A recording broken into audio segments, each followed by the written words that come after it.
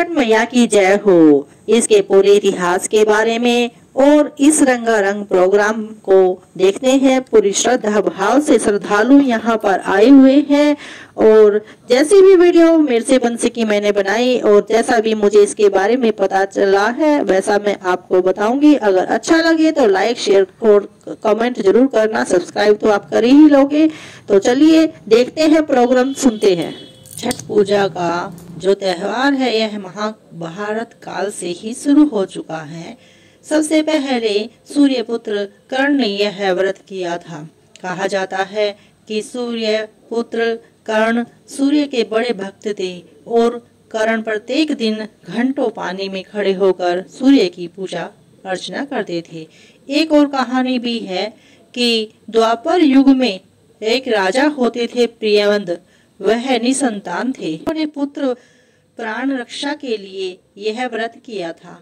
जब कोई प्रियवंत को पुत्र प्राप्ति का उपाय नहीं सूझा तो वे महर्षि कश्यप के पास जाकर मिले और महर्षि कश्यप ने राजा को संतान प्राप्ति के लिए एक यज्ञ करने को कहा और पुत्र षष्ठी यज्ञ कराया। उस समय यज्ञ में बनाई गई खीर को रानी को दिया गया।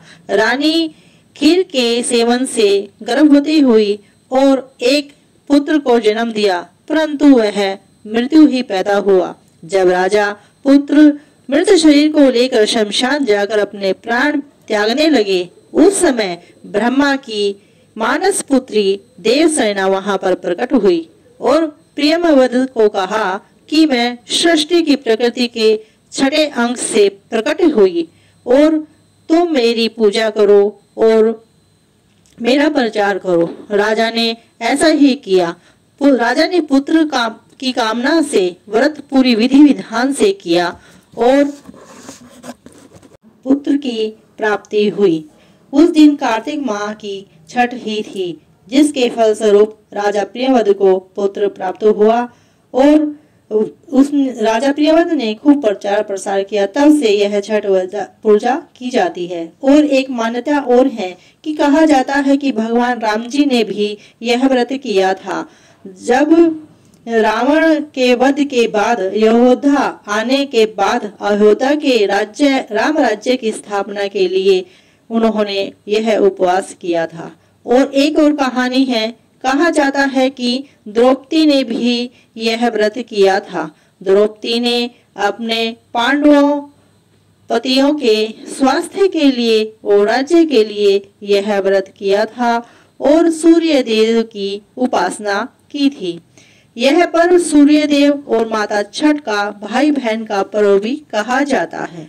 इस महापर्व को बड़ी कठोरता से किया जाता है। यह व्रत 4 दिन के लिए होता है। पहला दिन होता है नहाए खाए। इसमें होता है नदी या तालाब में नहाने के बाद यह व्रत प्रारंभ कर दिया जाता है। नंबर 2 पे आता है खरना, जिसमें किसी प्रकार का जल अन्न नहीं लेना होता है। संध्या काल के बाद सिर्फ इसमें मिष्ठान ही लिया जाता है, जिसमें दूध भी हो सकता है, मीठा कोई मिठाई हो सकती है, गुड़ हो सकता है, लेकिन अन्न बिल्कुल भी नहीं, जल बिल्कुल भी ग्रहण किया जाता है। उपवास को तीसरा दिन सूर्य देव को अर्घ दिया जाता है। इसमें पानी में खड़े होकर संध्या में यह अर्घ दिया जाता है। विश्व में एक यही दिन है जहां डूबते हुए सूरज को जल दिया जाता है।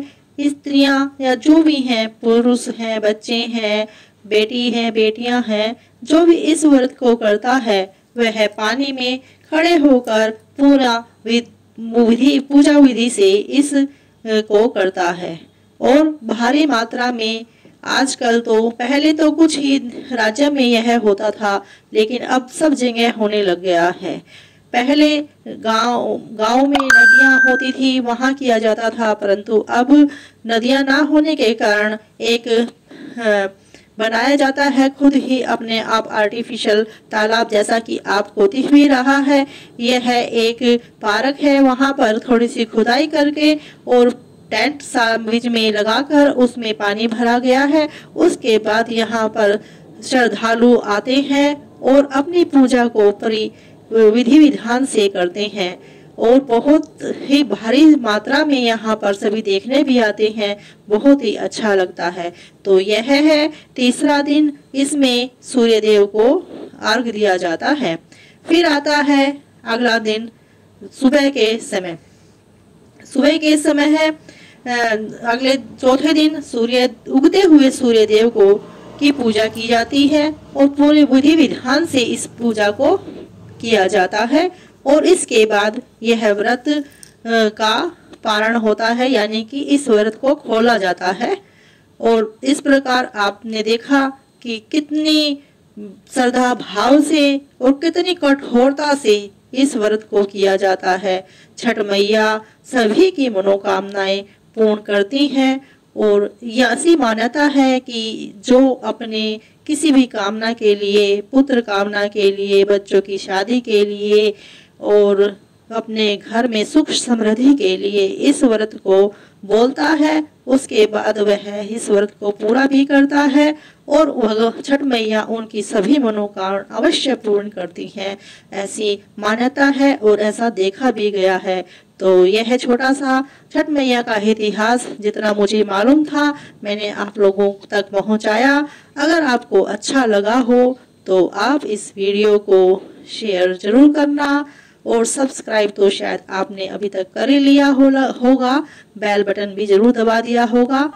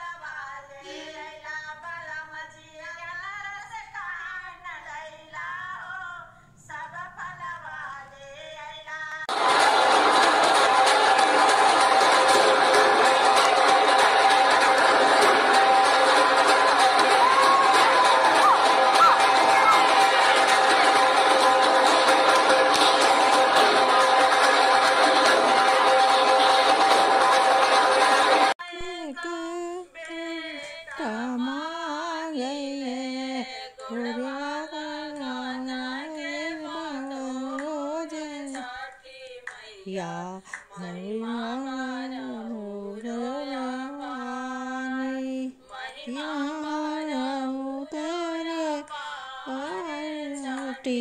मैया मैया है तुम्हारा गाय चढ़ाए तो है चनवा है छठी मैया चढ़ाए तो है गाया तुम्हारा दौड़िया से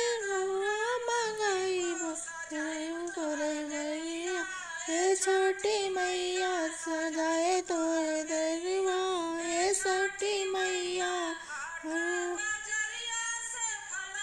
मंगाइया हाट बजरिया से फलवा मंगाइयो चढ़ाए तोरी डलिया है छठी मैया चढ़ाए तोरा डलवा है छठी मैया।